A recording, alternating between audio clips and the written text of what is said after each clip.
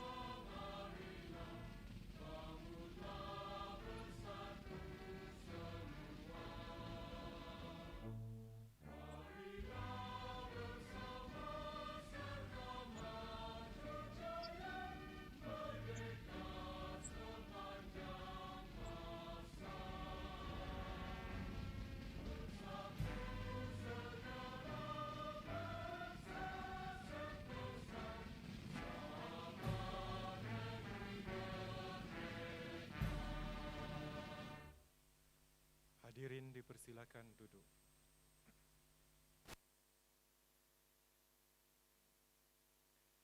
Bismillahirrahmanirrahim. Assalamualaikum dan salam sejahtera. Yang berhormat Datuk Seri Panglima Dr. Muhammad Saleh Tun Said Keruak, Pengerusi Warisan Harta Sendirian Berhad. Yang berbahagia Profesor Datuk Kemis TS Dr. Taufik Yap Yun Hin, Naib Chancellor Universiti Malaysia Sabah. Yang berbahagia Profesor Madya Datuk Dr. Haji Abdul Kadir Haji Roslin, Rektor UiTM Cawangan Sabah. Yang berbahagia Datuk Haji Sairin Haji Karno yang dipertua usia. Ahli-ahli Lembaga Pengarah Universiti Malaysia Sabah. Ahli-ahli Majlis Penasihat Ekonomi Sabah. Yang berbahagia Profesor Dr. Rasid Mail, Timbalan Naib Chancellor Akademik dan Antarabangsa. Yang berbahagia Profesor Datuk Dr. Haji Kasim Haji Mansur, Pemidato Syarahan Perdana, pegawai-pegawai utama dan kanan universiti, tetamu-tetamu jemputan khas, para kaki tangan dan pelajar Universiti Malaysia Sabah, tuan-tuan dan puan-puan para hadirin sekalian.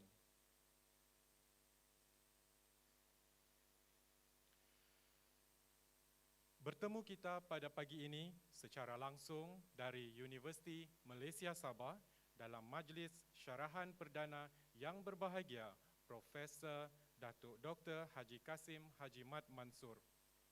Terima kasih kepada semua yang bersama-sama kita pada pagi ini. Majlis ini juga dapat diikuti secara langsung melalui Facebook rasmi Universiti Malaysia Sabah. Jangan lupa untuk like dan share Majlis Syarahan Perdana ini.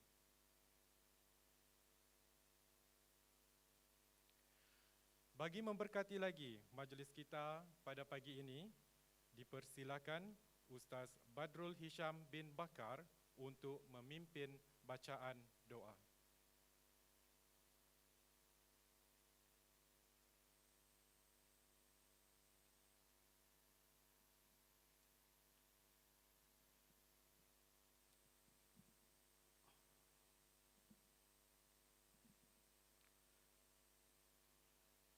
أعوذ بالله من الشيطان الرجيم.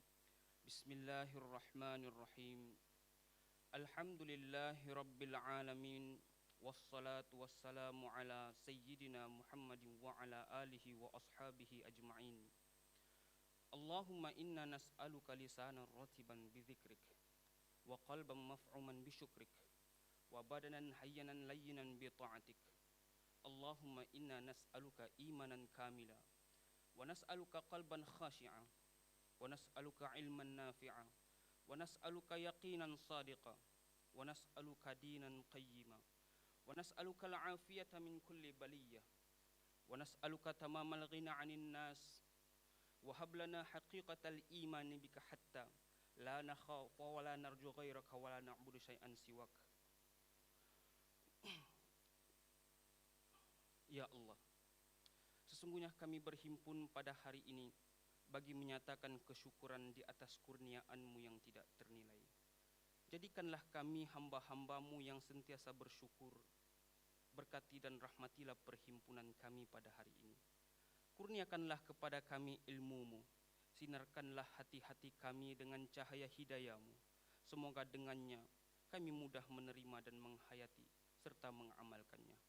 Ya Allah, Engkaulah sebaik-baik pemberi pertolongan. Lapangkanlah dada serta bukakanlah pintu hati kami agar sentiasa tekun bekerja dan melaksanakan tugas dengan penuh tanggung jawab demi kepentingan universiti, masyarakat dan negara yang tercinta ini. Kami memohon kepadamu ya Allah, segala nikmat yang kami perolehi pada hari ini akan dapat kami menjaganya dengan penuh amanah. Ya Allah, saat ini kami mengangkat tangan, memohon ke hadrat-Mu, memohon perlindungan dan pertolongan daripadamu ya Allah. Kami sedar dan kami akur, wabah COVID-19 ini adalah teguran daripadamu. Maka ampunkanlah segala dosa-dosa kami, kesalahan dan kesilapan kami.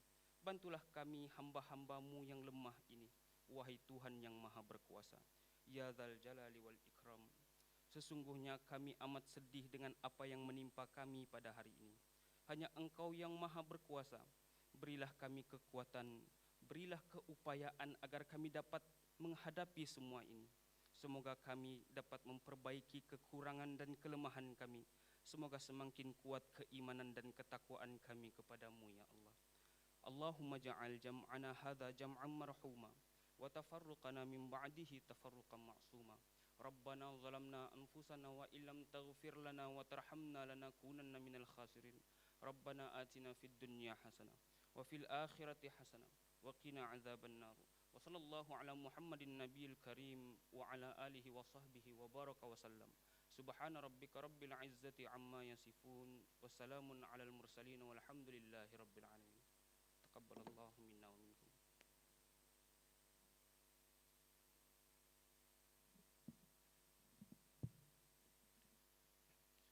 Amin, amin, ya Rabbal Alamin. Majlis mengucapkan terima kasih kepada Ustaz Badrul Hisham atas bacaan doa itu tadi. Hadirin sekalian, sebagai pengenalan pemidato kita pada pagi ini, marilah kita bersama-sama menyaksikan tayangan video perjalanan akademik yang berbahagia Profesor Datuk Dr. Haji Kasim Haji Mansur. Sama-sama kita saksikan.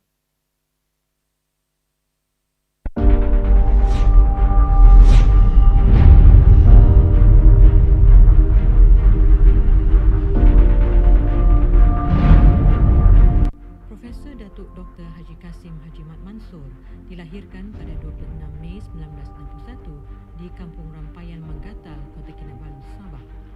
Beliau adalah anak ketujuh dari 8 orang adik-beradik pasangan Bajau Samad Haji Mansur dan Ronai Dusun Hajah Fatimah Masih. Beliau adalah anak Syarahan Perdana Profesor.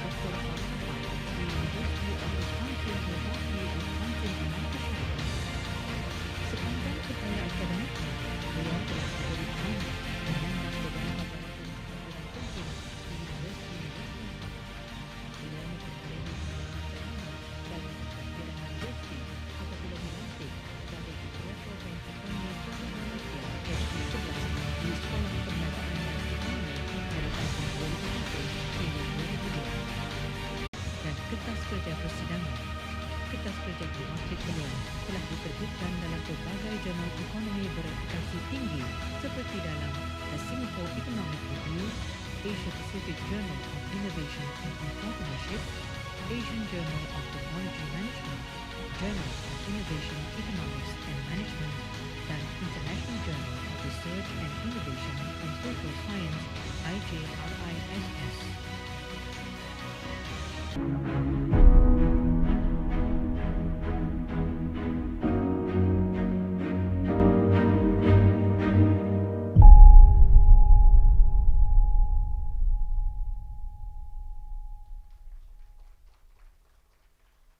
Demikianlah tadi video perjalanan akademik pemidato kita pada pagi ini. Tanpa membuang masa, majlis kita diteruskan lagi dengan menjemput yang berbahagia Profesor Datuk Kemis TS Dr. Taufik Yap Yun Hin, Naib Chancellor Universiti Malaysia Sabah untuk menyampaikan ucapan pengenalan pemidato. Majlis dengan segala hormatnya mempersilakan.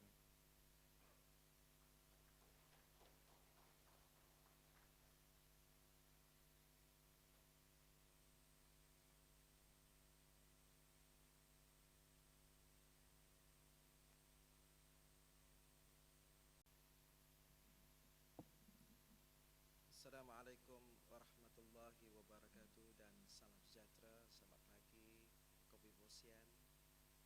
Alhamdulillah, bersyukur kepada Allah Subhanahu wa taala kerana kita telah diberikan untuk kita bertemu pada pagi yang berbahagia ini. Yang berbahagia Datuk Nolaila dan Datin Nolaila dan Datuk Kamarlin selaku ahli lembaga Universiti Malaysia Sabah. Yang berbahagia Profesor Madya Datuk Dr. Abdul Kadir Roslin, Rektor UiTM Cawangan Sabah. Yang berbahagia Datuk Haji Sairin Haji Karno selaku Yang di-Pertua Pertubuhan Islam seluruh Sabah.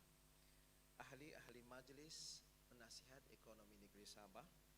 Yang berbahagia Profesor Dr. Rashid Timbalan Naib Chancellor Akademik dan Terbangsa. Yang berbahagia Profesor Datuk Dr. Kasim Haji Mansur selaku pemidato syarahan perdana kali ini, pegawai-pegawai utama dan kanan universiti, tetamu-tetamu jemputan, para kaki tangan, pelajar UMS, sahabat-sahabat media UMS, tuan-tuan, puan-puan yang saya hadiri, yang saya kasih sekalian.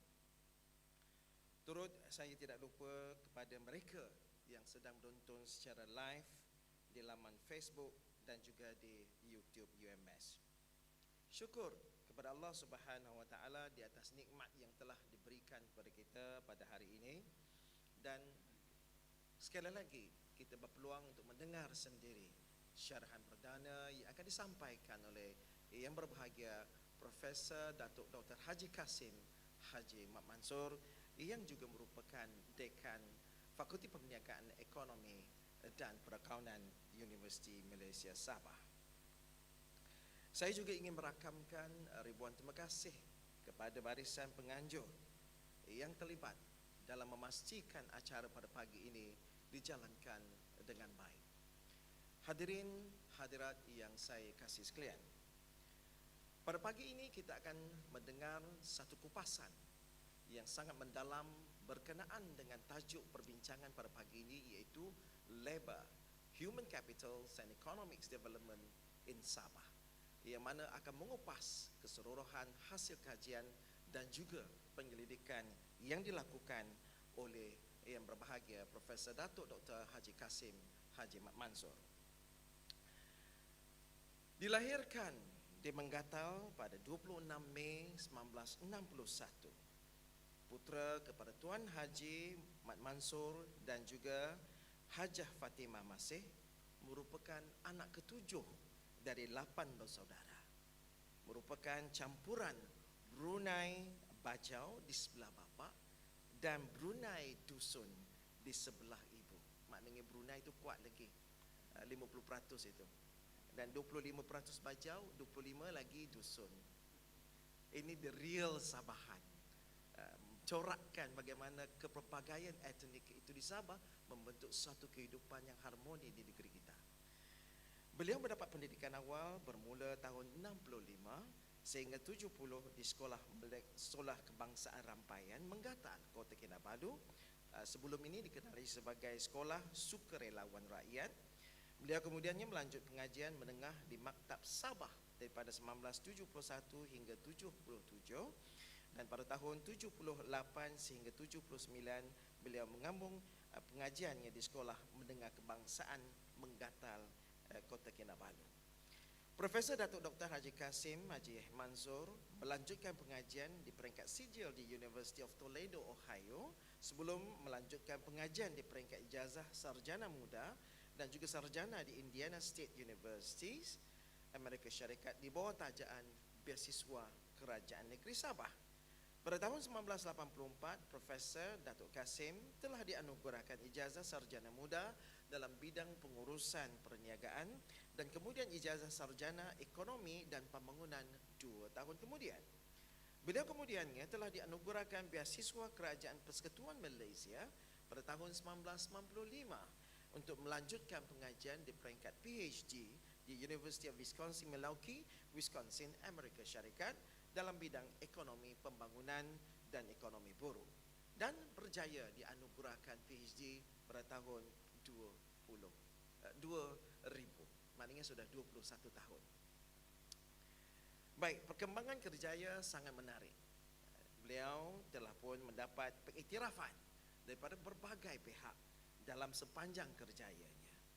Beliau pernah berkhidmat sebelum memasuki UMS. Beliau merupakan pegawai di Lembaga Hasil Dalam Negeri sebagai pegawai eksekutif percukaian dalam tahun 1986 hingga 95. Sepanjang kerjaya sebagai seorang akademik, beliau telah diberikan beberapa jawatan, bermula daripada ketua program sehinggalah kepada TNC, hal ehwal pelajar dan alumni, dan akhir sekali sebelum mengakhiri kerjaya akademik, beliau telah dilantik sekali lagi, mendapat kepercayaan dilantik sebagai Dekan Fakulti Perniagaan dan Ekonomi dan Perakaunan sehingga sehari sebelum tamat tempoh perkhidmatan. Bagaimanapun, perkhidmatan beliau amat diperlukan di UMS. Alhamdulillah, insyaAllah. Beliau juga telah dilantik sebagai penyunting bersama dalam sidang editorial bagi Borneo Review terbitan Institute of Development Study of Sabah, IDS. Beliau juga telah menerbitkan lebih 15 buku, yang mana 2 buah buku yang paling popular ialah The Human Resource Economic Issue and Perspective, Collection of Studies on Sabah, and also Sabah Kalimantan Economic Relation. Now, this is the time that we have to study about Kalimantan and also Sabah, because the capital of Indonesia will move to Kalimantan very soon. Dan inilah peluang untuk kita. Saya rasa ini merupakan satu kesempatan yang sangat baik, yang mana Datuk Kasim dan juga kumpulan penyelidikannya telah pun melangkah ke hadapan untuk membuat kajian ekonomi terhadap hubungan di antara kedua buah negara ini. Profesor Datuk Kasim juga giat dalam melaksanakan aktiviti penyelidikan dan telah menerjui serta terlibat dalam banyak program penyelidikan merentas berbagai bidang, iaitu modal insan dan juga ekonomi pembangunan, terutamanya dalam aspek pembasmian kemiskinan dan juga zakat. Beliau juga telah mengelia lebih daripada 20 orang pelajar pasca siswaza, termasuk masters dan juga doktor falsafah. Kecemerlangan yang diperhatikan oleh Profesor Datuk Dr. Kasim Haji Mansur telah membolehkan beliau merangkul beberapa anugerah, bukan hanya di peringkat kebangsaan atau di negeri Sabah, tetapi juga di peringkat antarabangsa. Beliau juga merupakan seorang tokoh sukan Majlis Sukan Malaysia Masum IPTA tahun 2014. Sebagai pengiktirafan, beliau juga merupakan sebuah ketua kontingen Malaysia dalam sukan Junior Universitat Games in Kazan, Rusia pada tahun 2013. Pingat Cross of Friendship oleh Kerajaan Laos pada tahun 2014 sebagai penghargaan kepada beliau sebagai pengurusi penganjur Asian University Games di Laos. The Asian HRD Award 2017 bagi menghargai sumbangan beliau dalam pembangunan komuniti sumber manusia. Kepakaran Profesor Datuk Kasim turut diiktiraf di luar negara apabila beliau juga dilantik sebagai visiting professor serta fellow penasihat kepada berbagai universiti termasuk di China dan juga di beberapa negara yang lain, juga di Thailand. Profesor Datuk Kasim juga telah dijemput sebagai fellow penyelidik di berbagai institut pengajian tinggi termasuk Pelawaan State University di Filipina, Ungku Aziz Center for Development Studies, Universiti Malaya dan juga Open University di negeri Sabah. Beliau turut dilantik sebagai penasihat Society Empowerment Economic Development of Sabah atau SEED dari tahun 2016 sehingga kini. Selain peranan sebagai ahli akademik, Profesor Datuk Dr. Haji Kasim Haji Mansur turut menyumbang kepakaran dan kemahiran kepada masyarakat. Beliau dilantik sebagai Ketua Majlis Perundingan Sepanggar Kota Kinabalu pada tahun 2018 dan sebagai Naib yang dipertua Pertubuhan Islam seluruh Sabah atau usia dari tahun 2017 sehingga sekarang, dan juga beliau juga adalah ahli lembaga pengarah pengurusan wakaf negeri Sabah dari tahun 2019. Atas segala sumbangan dan bakti yang telah dicurahkan kepada UMS pada hari yang bersejarah ini, Profesor Datuk Dr. Haji Mansur Kasim Haji Mansur telah diakui sebagai salah seorang sarjana dari UMS yang cemerlang, khususnya dalam bidang kepakaran, iaitu bidang ekonomi pembangunan, dan justru itu Kerajaan Negeri Sabah telah melantik beliau sebagai salah seorang ahli Majlis Penasihat Ekonomi Negeri pada November 2020. Tanpa melengahkan bicara, saya bagi pihak majlis dengan ini sukacitanya mempersilakan Yang Berbahagia Profesor Datuk Dr. Haji Kasim Haji Mansur untuk menyampaikan syarahan perdananya yang bertajuk Labour, Human Capital and Economic Development in Sabah. Majlis dengan sukacitanya mempersilakan.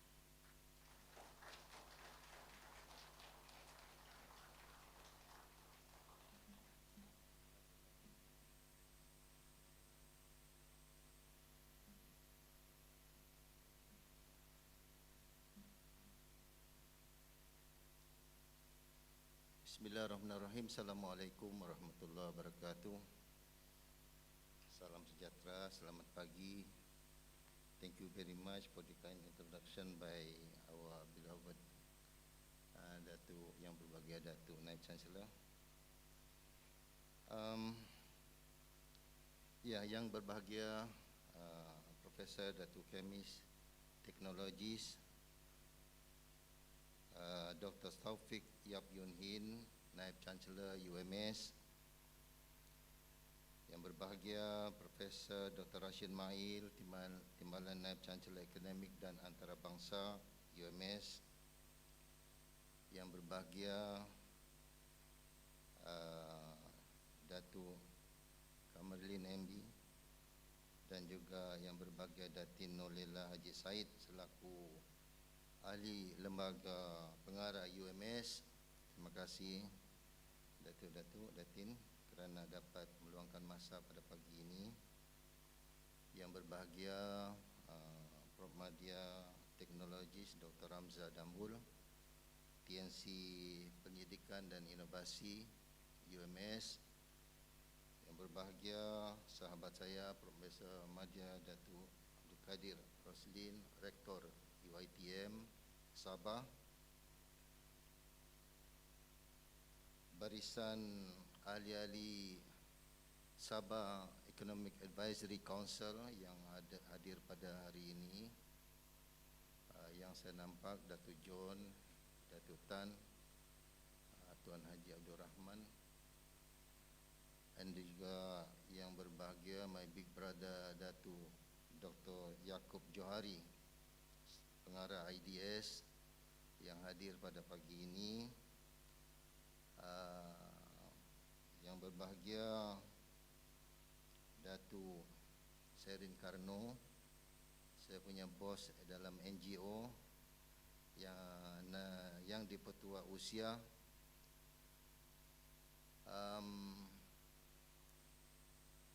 Yang Berbahagia pendaftar UMS Saudara Lokman Rida, sahabat-sahabat saya yang hadir pada pagi ini, my beloved family members yang hadir juga pada pagi ini, Datuk, all the faculty members, ketua program, dekan ketua program, para media dan juga para penonton online yang live pada pagi ini di seluruh Malaysia. Thank you very much. Now, the topic that I'm going to present this morning is about labor, human capital, and economic development in Sabah. So, for the next less than 1 hour, I'm going to discuss about labor, about human capital, and the progress of the economic development in Sabah. And my presentation, there are 5 subtopics will be discussed in the next less than 1 hour, inshallah. Firstly, economic growth and development, theories and economic growth, followed by overview of Malaysia development policies, Sabah economic challenges and opportunities, Sabah economic model, and I will conclude before 11, inshallah. In general, economic growth and economic development are 2 different concepts. They are not the same. Economic growth is defined as an increase in total output or income, whereas economic development is defined broadly as a sustainable increase in overall standard of living for individuals within a community. Growth must be in line with global changes, or has to be in line in the structural changes of the world economy. Structural changes is a shift or change in the basic ways a market or economy function or operates. Structural changes is possible because of the dynamic nature of the economic system. As we are now living in this pandemic, then economic growth has to be tuned to the changes. For example, global shift in capital and labor, changes in resource availability due to war or natural disaster or discovery of depletion of natural resources, or a change in a political system and scenario. Economic growth does not rely solely on investment and human capital, but also on good governance. So good governance is reflected in political stability, integrity, and transparency. Now, as you can see from the slides, okay, we can see the 2 different perspectives between economic growth and economic development. Economic growth refers to an increase in the real income or national output. With respect to economic development, we look at the improvement in the quality of life and living standard.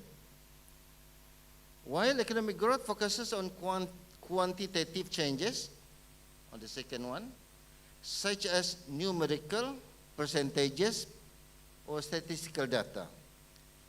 On the other side, economic development focuses on qualitative, multinational, dimensional variables such as better education, improved health, longer expectancy, as in the Human Development Index, as an index to measure the standard of living. And economic growth involves spontaneous or sudden change, such as quick up or down trend,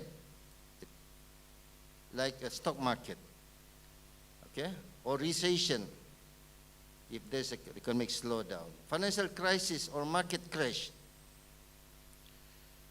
So,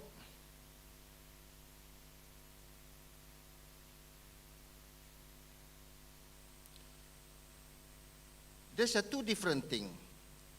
development and growth. As I said, economic development is a gradual and steady change. Okay, it concerns policy and implementation. This could be a planned strategy, short or long-term policies such as Malaysian 5-year economic plan. And growth is possible without development. But development is not guaranteed to happen. It has to be growth for development. So economic growth can be measured by using factors. But as you can see, can be measured economic factors or macroeconomic indicators such as output, national income, inflation, rate and unemployment. This is economic growth. Yeah? But on the other hand, economic development cannot be measured numerically. Okay? Such as happiness, health, well-being, motivation and drive. These variables are unmeasurable numerically. So, if Sabah want to develop, then we have to strike this balance between growth and development. So, there are several factors affecting economic growth. Firstly, the level of education. An increase in an individual's level of education will lead to an improvement in human capital, thus increases productivity. When productivity increases, this will result to an increase in the GDP of the nation. Secondly, labor mobility and productivity. When we talk about labor mobility and productivity, it refers to the ability to move from relatively unproductive sector to productive sectors. The ability to transfer knowledge increases efficiency and productivity. And thirdly, the economic growth to happen, for economic growth to happen, we need inflow of FDI, okay, which allows transfer of technology and uplift competition in the domestic input market. And in addition to that, profit will be created by foreign direct investment. In terms of corporate tax revenue, it is a revenue to the state or to the nation. And fourthly, savings and investment is very important. Okay? Higher savings can fund more investment. It will then help economic growth. And finally, physical infrastructure are factors that affect investment climate at the local level and thus increase attractiveness of the state. So, this is one of the measurement, okay? When we measure economic development, one of these is HDI, Human Development Index. It's widely accepted globally. It measures economic development. It combines three major indicators, which is life expectancy index, education index, or refers to mean years of schooling, expected years of schooling, and income index, or GNI and PPI. Now, let us look at the theories of economic growth. There are many theories. Economic students have to really learn the history of economic thought. We started with mercantilism about 500 years ago. Mercantilism is an economic policy that is designed to maximize the export and minimize the imports for an economy. It promotes imperialism. This is what we are experiencing. It promotes colonialism, tariffs and subsidies on traded goods to achieve that goal. This is during mercantilism 500 years ago. And followed by classical theory in the year 1700 to 1800. And this classical approach included the work of Adam Smith, known to the founder of modern economics, together with David Ricardo. So classical economics developed in the 18th and 19th century included a value theory and distribution theory. And in the year 1900, neo-classical economics emerged. This is a broad theory that focuses on supply and demand as the driving forces behind production. Not only production actually, but pricing and consumption of goods and services. And this theory reviewed the earlier theory of classical economics introduced by Adam Smith. And classical economics assumed that the most important factor in a product price is its cost of production. This is how they determine the wages of labor. Later on, John Maynard Keynes stated that markets are imperfect and will not always self-correct. This is according to John Maynard Keynes. And later, this is known as Keynesian theory. Keynesian theory posits that aggregate demand will not always meet the supply produced. Keynes believed that wage reduction in recession and excessive savings were potential threats to an economy. In the 1980s, Paul Romer, another very known economist, developed the endogenous growth theory. Romer argues that economic growth is generated from within the system as a direct result of internal processes. More specifically, the theory notes that the enhancement of the nation's human capital will lead to economic growth and development. It means, Roma says that the development of new form of technology and efficient and effective means of production. So, having said all the theories now, as you can see that this slide is an overview of the Malaysian economy. We can see how Malaysian growth since 2000 until now, about 20 years. And in 2019, Malaysia's GDP at the current price amount to 1.51 trillion. We can see positive growth expected in the year 2009 during the recession. Now,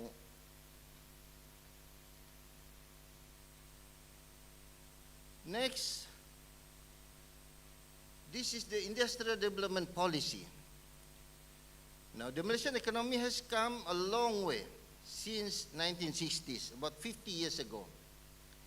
Malaysia began to pursue an import substitution development strategy in 1960s and gradually moved toward an export-oriented industrialization strategy in 1970s. A key element of this strategy was to rely on foreign direct investment to achieve high economic growth through industrialization. It was industrialization was actively in the process in the early 70s. Malaysia has also been aggressively pursuing a second round of import substitution strategy since 1980s through its heavy industries, as you can see from the slide.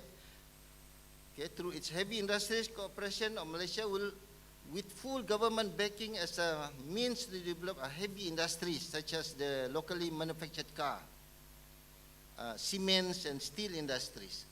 It was 1980s. And in the early 70s, Malaysia began the export-oriented industrialization strategy. It shifted its emphasis from the import substitution to the export promotion. And heavy industrialization was aimed at deepening the diversity, the industry structure through the development of more local linkages. Bumiputra owned small and medium-scale industries. The heavy industries targeted under the program included the national car, Proton Saga, for example. Yeah? Motorcycle engines, plant, iron and steel mills. These are some of the major activities during 80s. The Public Sector Agency Heavy Industries Corporation of Malaysia, HICOM, was established in 1981 to lead the heavy industrialization program. There are 5 economic corridors program were initiated under the 9th Malaysian Plan. Okay, so it includes, as we can remember, that the Northern Corridor Economic Region, East Coast Economic Region, Iskandar Malaysia Sabah Development Corridor, and Sabah Corridor of Renewable Energy.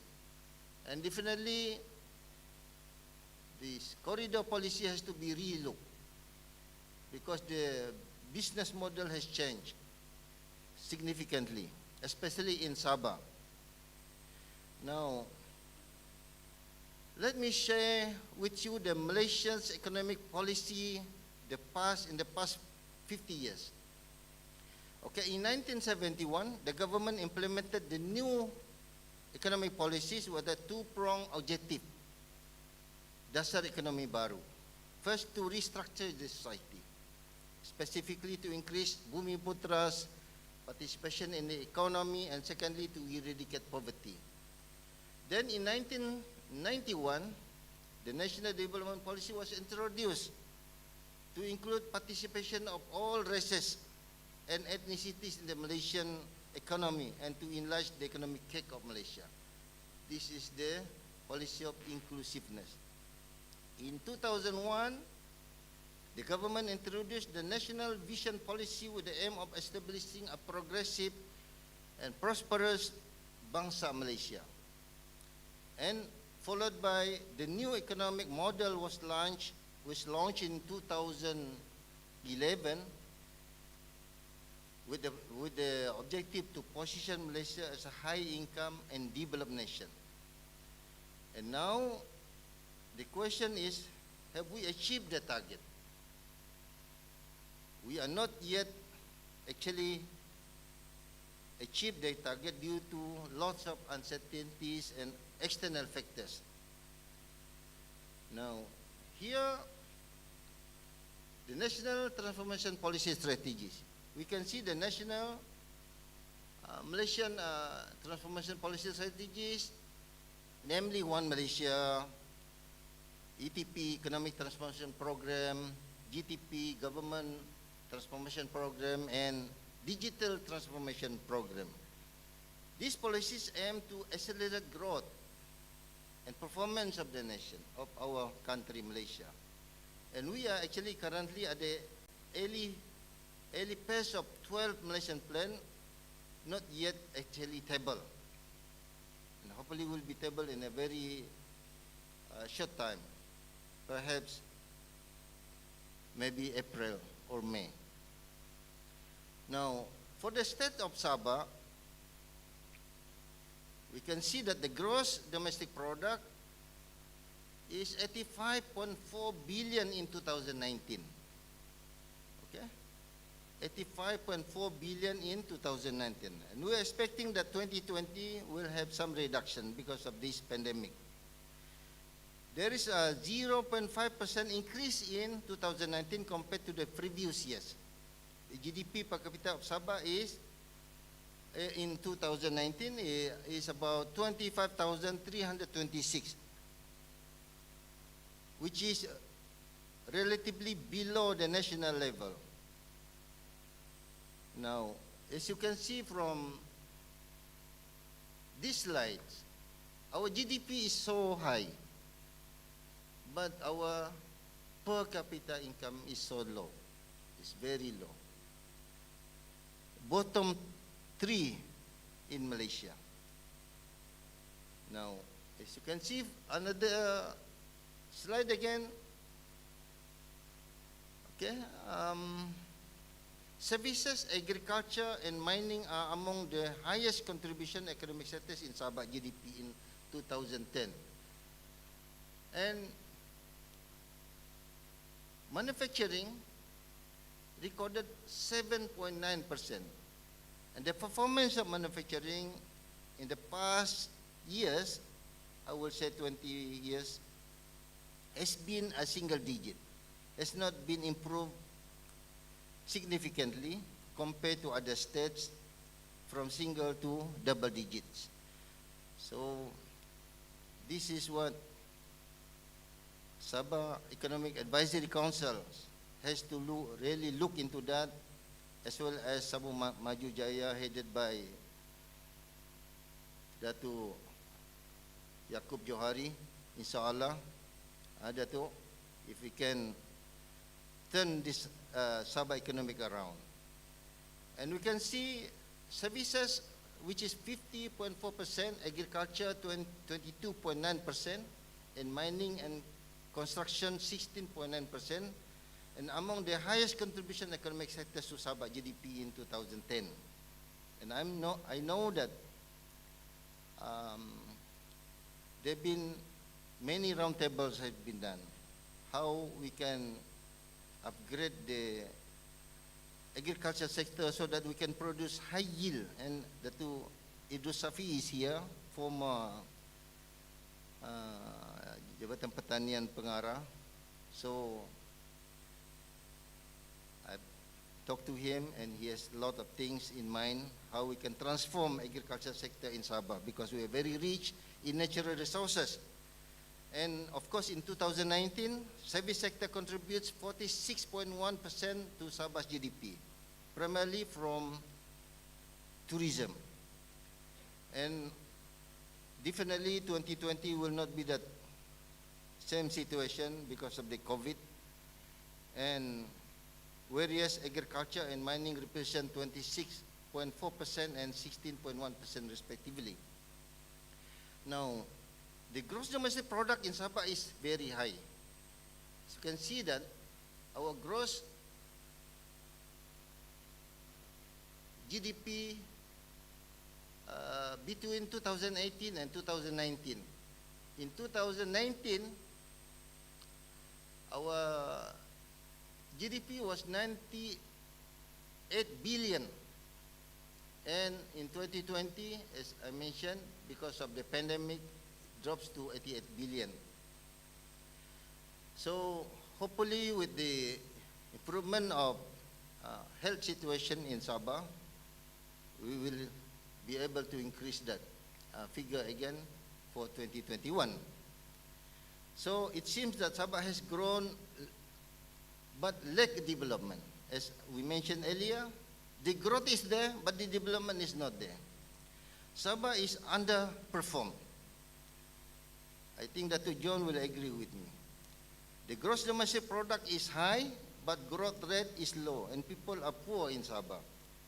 So, Datuk John used to ask, where is the money? If we said that Sabah is very rich in natural resources, we have to be frank and honest. Okay, we have to be frank and honest. If we are rich, but the data shows that it went to the wrong direction. Our unemployment is one of the highest in Malaysia. Our poverty rate is one of the highest in Malaysia. Our inflation rate is one of the highest in Malaysia. Then we have to put things in perspective now. Sabah contributes up to 6% of the national GDP, but the people remain poor, as I mentioned earlier. And Selangor remains the largest contributor Malaysian economy with the contribution of 24.2%, followed by Wilayah Persekutuan 16.4%, Sarawak 9.6%, Johor 9.4%, Penang 6.7%, and Sabah is the sixth. Then these 6 states in Malaysia alone, the 6 states in Malaysia contribute to 72.3% of the value of Malaysia's GDP. Now, this table shows the national budget allocated for Sabah in 2021, which is equal to 5.06 billion. The allocation for Sabah is the third highest at 5.06 billion. The third highest, okay, in Malaysia. Of course, the highest is Federal Territories, followed by Selangor, and Sabah is third. And we know that Sabah is huge geographically. In terms of geography, the areas of Sabah is huge. I think with that budget, 5 billion for a very huge state is not enough. Because 30 or 40% alone is only sufficient for maintenance. And no new project can be allocated with that 5 billion. Compared to other states in Semenanjung, we know that some parliamentary constituency in Sabah, for example, Kinabatangan, the Deputy Chief Minister, Datuk Seribu, alone, Kinabatangan is equivalent to 3 states in Semenanjung. And Kinabatangan is only allocated few allocation of budget from the federal government. So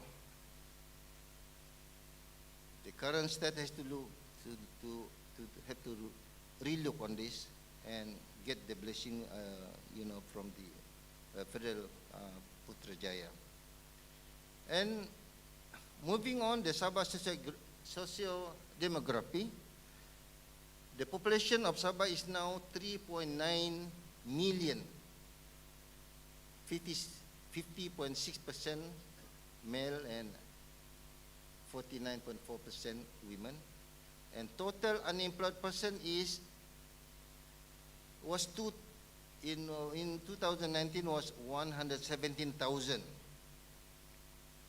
This is reported by the Department of Statistics Malaysia. Okay, the fertility rate is low at 1.7. Our fertility rate is low, and the states are now experiencing aging society. So we have to think about who is going to take all the job market in the future if the fertility rate is 1.7. The society is aging. In the future, it is expected that we're going to have a shortage of workforce. The life expectancy for men is about 72.7, and for women 76.2. It is common throughout states. The average household income in Sabah is 5,745, which can be seen as relatively high. But I will show you my next slide that if we refer to the Gini coefficient, the gaps are very big. Okay, the gaps are very big. You can see here, Gini coefficient is to measurement the gap of income between the rich and the poor. And the highest gap is Sabah. The rich are very rich, the poor are very poor. So,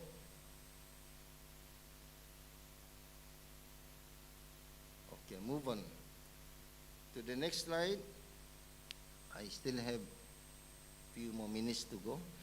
Although the poverty, okay, this is crime rate in Sabah. Although the poverty rate in Sabah is one of the highest, the crime rate in Sabah is the lowest in Malaysia. This data is from the Department of Statistics Malaysia last year. Compared to other states, relatively speaking, we are good in terms of crime rates. And we look from this perspective, from positive point of view, this implies that there is stability and peace in the state.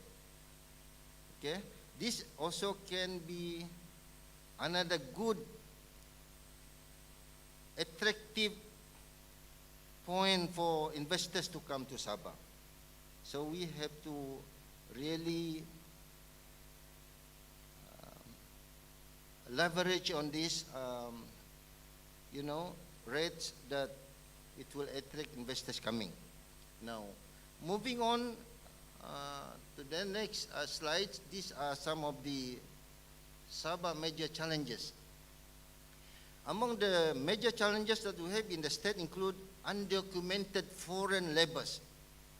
From the 3.9 million population, it was reported that there are more than 1 million non-citizen workers in Sabah. It was reported 2-3 days ago in the Daily Express. And we said we are resourceful. The states are resourceful and plentiful of natural resources. But the state lack of large-scale agricultural crop production, which can produce high yields and high revenue to the state. And most of the land use is more to small scale and unconcentrated produce by low returns. And this topic alone can be debated hours and hours. For example, forestry is a sunset industry. But actually other agricultural activities such as industrial tree planting has a high potential. And we can say that Datuk Tan is here from Sabah Economic Advisory Council. We can say that industrial tree planting has a high potential and is a sunrise industry, including with it the downstream activities. Therefore, we have to find ways to maximize the economic returns of agricultural activities. Human capital is another area of concern. You can see that. Okay, human capital is another area of concern. In Sabah, illiteracy rate is still high. Orang yang tak boleh baca ni masih tinggi. We are the highest illiteracy rate in Malaysia. So, dilapidated schools are still everywhere in Sabah, especially in the rural areas. Lack of facilities, hindering education and learning. The lack of connectivity in infrastructure. Okay, in the rural areas, for example, is inaccessible. So this pandemic have brought with it some lesson to the policymaker, what need to be done. So the pandemic is a good lesson. There are lots of students unable to hook into the internet because of the accessibility is not there. Unemployment is high in the state. You can see the 6th point on the slide. Unemployment is high in the state. This includes young graduates migrate overseas. In addition, there is also interstate mobility. For example, youths in Sabah migrate to Semenanjung, Malaysia, where more jobs opportunities are available. So when we say that if we want to have good fundamental economics, then unemployment rate has to be low. Unemployment rate, inflation rate has to be low as well. Okay? Everything has to be low when we talk about good fundamental economics happening in Sabah. Now, the number of non-citizen workers is high as reported in the news recently. This is what I mentioned. It was reported 3 days ago. Okay? And another slide also about illiteracy. Literacy rate in Sabah and Sarawak lower, meaning that literacy rate orang yang boleh baca ini sangat rendah. Tak ramai orang boleh baca, meaning that illiteracy rate is high. Both Sabah and Sarawak. Orang yang tak pandai baca ini masih banyak lagi di Sabah. This is our challenges as far as education is concerned. Now, as far as the rural connectivity needs to be upgraded. A total of, this is a new good news to Sabah. It was reported, I think last Sunday on newspaper. The present government of Sabah is to install 888 satellite dishes.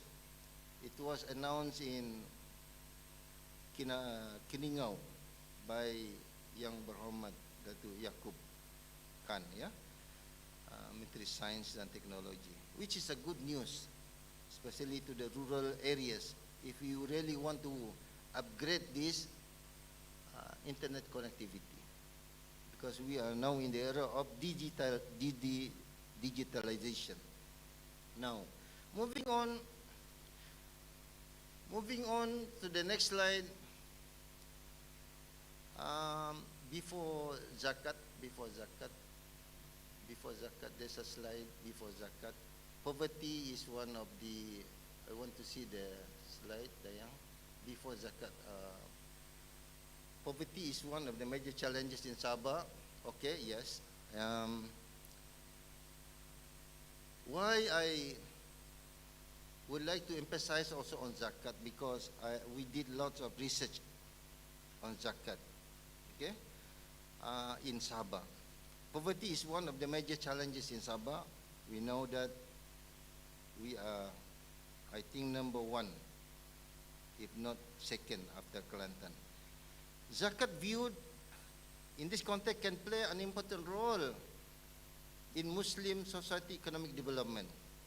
It is managed, if it can be managed properly, zakat, in Sabah. Zakat can be a financial instrument to bridge the gap between the rich and the poor. And also we know that zakat encourages wealth redistribution that promotes efficient and effective wealth distribution of income in the society. Now, the problem of zakat in Sabah is that we have very low compliance of zakat contribution. From my studies, in terms of compliance among the Muslims, the compliance rates are very low. And the collection of zakat, next slide, the collection of zakat is the lowest in Sabah. Is the lowest, okay, if you compare to other states in Malaysia. Okay, in 2017 and 2018, compared to small states like Kedah, Selangor, Perak, even Melaka, a small state like Melaka, contributed 87.8 million. And Sabah with 3.9 million population, we'll say 60% of our Muslim, and take 40% of these people are zakatable, we only produce 79.7 million. So comparatively speaking, we are still far behind in terms of zakat collection in Sabah, and we know that zakat play a very important role in terms of income redistribution and poverty eradication. Now, next slide. Other challenges and opportunities. We have strength and we have weaknesses. And in terms of strength, Sabah is rich in natural resources. We are strategically located in the region. Even within Bimiaga area, these populations are about 60 million. Sabah alone is 3.9 million. At the same time, Sabah has a lot of weaknesses. You can see in the slide, the cost of doing businesses are very high, small domestic market, lack connectivity, weak leakages, limited crop varieties, all this, all the way down. Poor governance and political will. So these are some of the weaknesses, and we can discuss this actually further. Okay, and we continue with the other slides again. The proposals and idea of formulating the Sabah economic model was timely. Dr. Rafiq and me have come up with Sabah economic model, and this paper was published in International Journal of Academic Research in Accounting, Finance and Management Science. It was published in last year, okay, September last year. And now we want to adopt this model. Okay, we want to adopt this model under the chairmanship of Datuk David Chu, Tan Sri Datuk David Chu, our chairman of Sabah Economic Advisory Council, for us to propose this model to the state government in line with Sabah Maju Jaya headed by Datuk Johari, Yaakob Johari.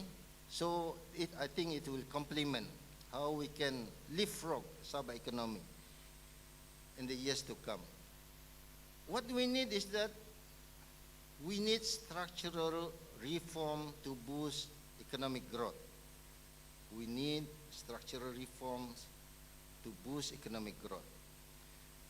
There must be significant measures to achieve maximum feasible amount of Sabah GDP that can be achieved or uplifted based on the current constraint. Okay, as I mentioned structural reform, measures and implementation. We don't want things like certain things, blueprint, something beautiful on paper, but when it comes to implementation, it's a total unacceptable, so to speak, because the resources are draining out. This morning I received a WhatsApp message from Datuk John Law that our resources are draining out. So if the resources are draining out, what left for the future generation? This is our point of concern also. The Sabah economic model is based on 6 factors. Dr. Rafiq is the expert in this. Sabah economic model is based on 6 factors that can generate income and stimulate economic growth in Sabah.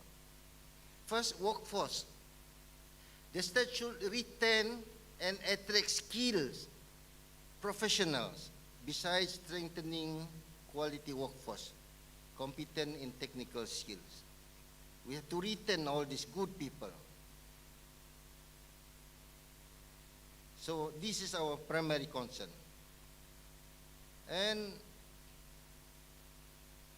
next, it is important to embrace talent, both local and foreign, to an innovative, high value-added economy. We have to attract the talent, either from within or outside. And in this respect, we can attract the expatriate to Sabah.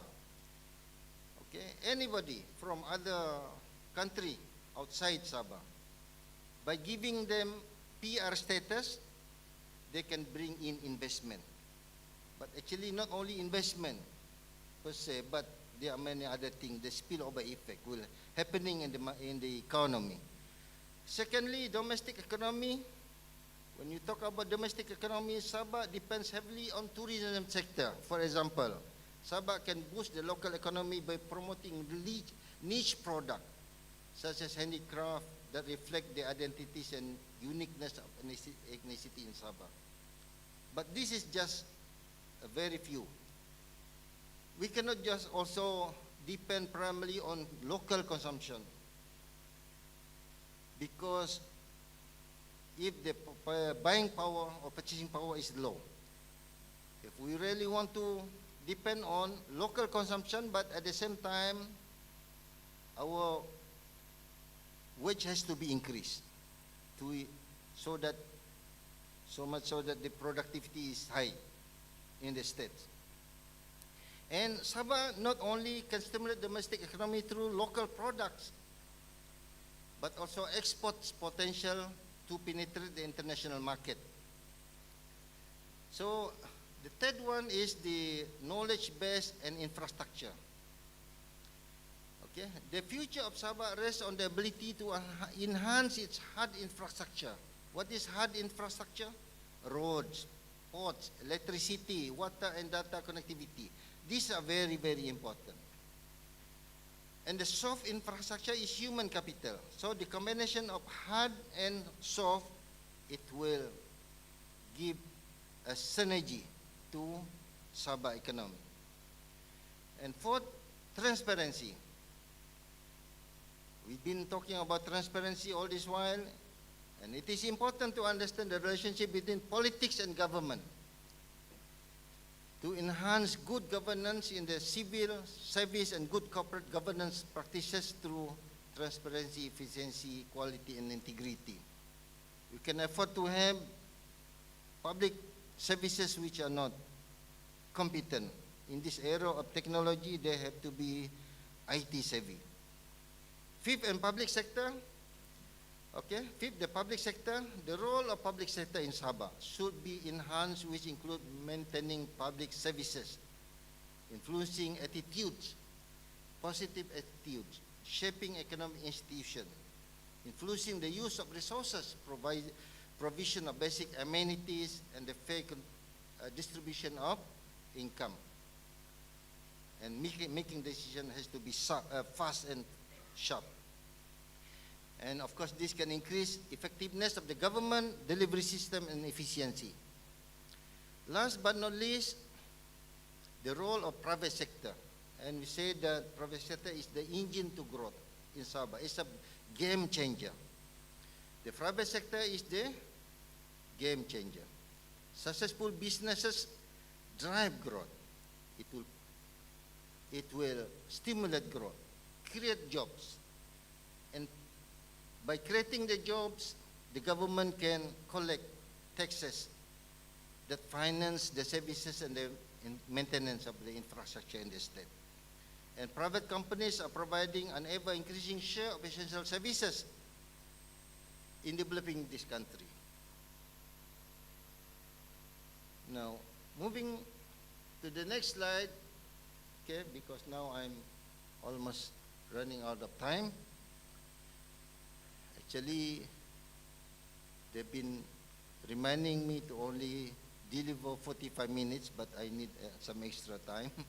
I think we are now in the injury period. I would like to conclude that the way forward. Moving forward, let us focus on 5 important measures. First, quantity to quality driven growth. This is so important.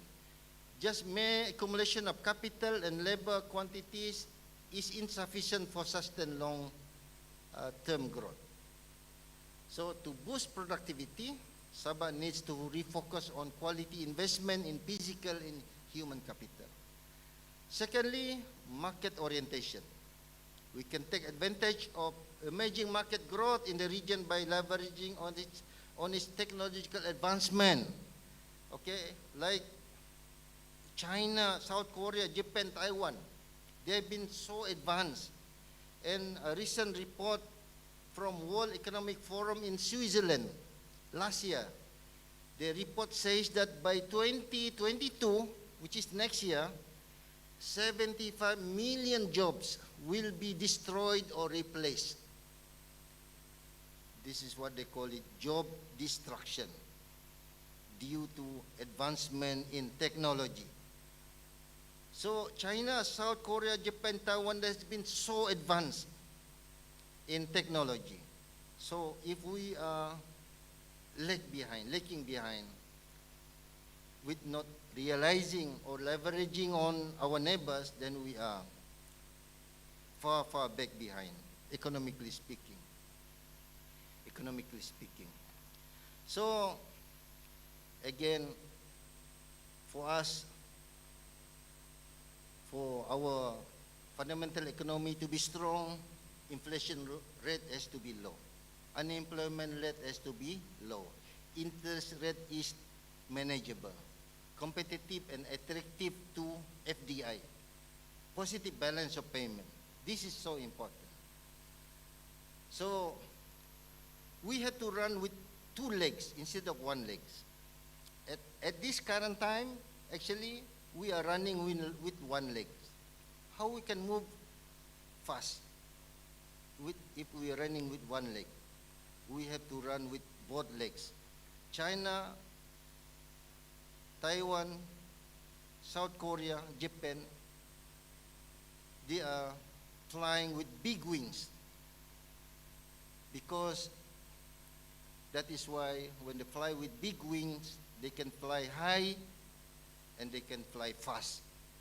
But kalau kita terbang dengan mass wing yang kecil itu, badan besar, we will not be able to fly fast and we will not be able to fly high. Why? One of the reasons is that the budget allocated are insufficient to uplift Sabah economy to a greater height. So we need a manageable and reasonable budget, considerably that we are producing big amount of GDP to the nation. And third, the decision making. As you can see from the slide, the yellow one, decision making, we need bottom-up approaches involving decentralized and participative process that rests on local empowerment, autonomy, and accountability. The state can encourage healthy competition at the sub-district level, like what is happening in China's case, for example. Yeah? That is why they move fast. Fourth, smart incentives. Transformation of industrial policies into smart innovation and technology policies will enable Sabah to concentrate on available resources, on activities that are most likely to add value. And we said that we are very rich in natural resources. This is about time that we focus on the smart incentives. I think with the leadership of Datuk VC, a good researcher in the nation, top 2% of the scientists in the world can help Sabah to do lots of R&D in the states. And fifth, private sector initiative. We can promote competition and commercial activities, including that of GLCs. And we have 250 GLCs in Sabah. And some of the GLC are bleeding, and they must be rectified as soon as possible. Yeah? And to conclude my presentation,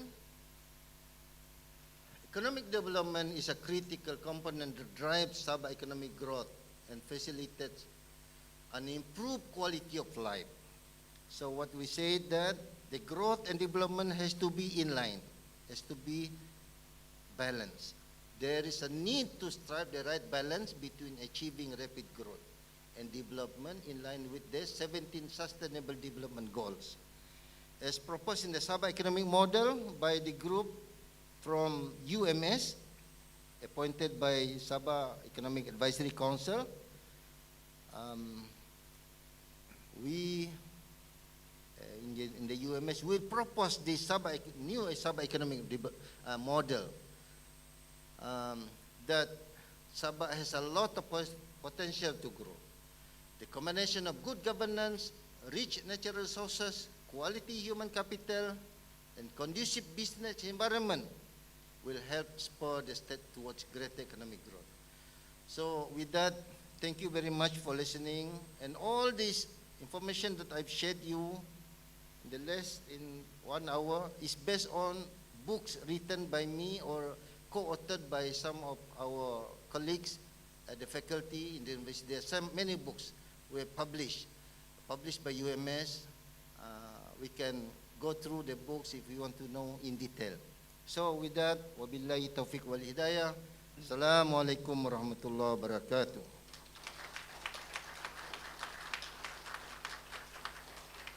Terima kasih yang berbahagia Profesor Datuk Dr. Haji Kasim Haji Mat Mansur atas syarahan yang disampaikan itu tadi.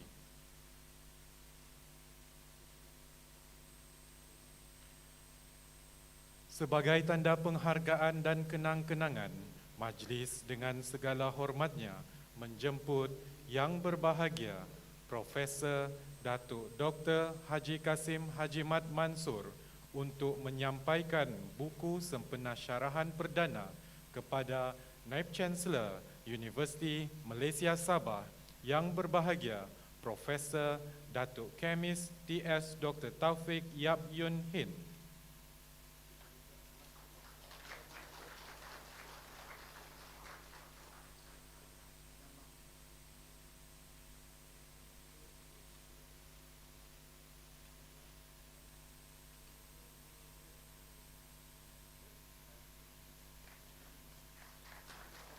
Majlis mengucapkan ribuan terima kasih.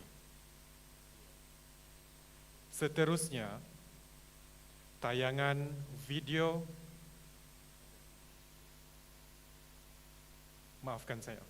Untuk makluman hadirin sekalian, buku ini boleh juga diperoleh dalam versi soft copy atau e-book melalui QR code atau link yang disediakan di meja pameran buku syarahan.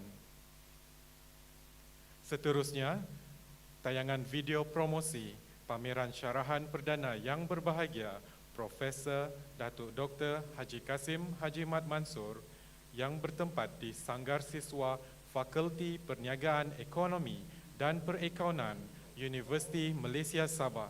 Pameran ini akan berlangsung selama 1 minggu bermula hari ini. Sama-sama kita saksikan.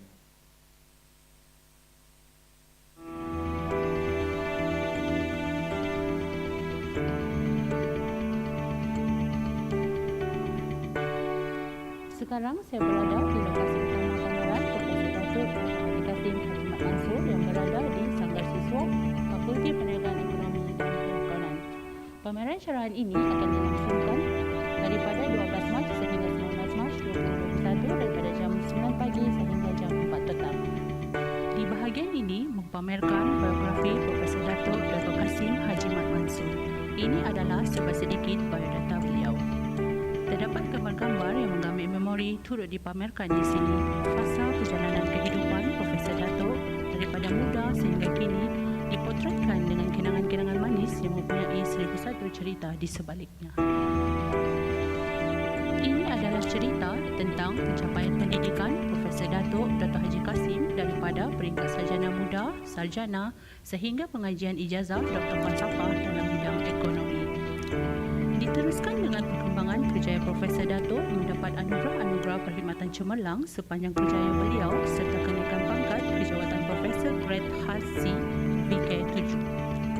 Profesor Datuk seorang yang sangat komited dalam menghasilkan penerbitan artikel yang berimpak tinggi. Terdapat banyak penerbitan beliau yang menjadi rujukan buat penyelidik dalam menghasilkan kajian mereka. Ini adalah beberapa keratan akhbar yang menampilkan Profesor Datuk Dr. Haji Kasim. Terdapat pelbagai cerita yang memberikan sumber inspirasi buat semua pembaca. Terima kasih dan jangan lepaskan peluang untuk mengunjungi kami di pameran ini.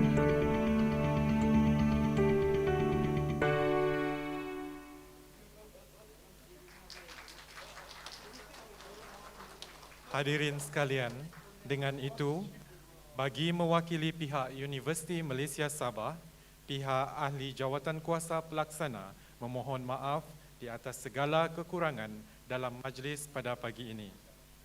Bagi mengakhiri majlis ini, dijemput untuk semua berdiri dan bersama-sama menyanyikan lagu Universiti Bertekad Cemerlang. Terima kasih.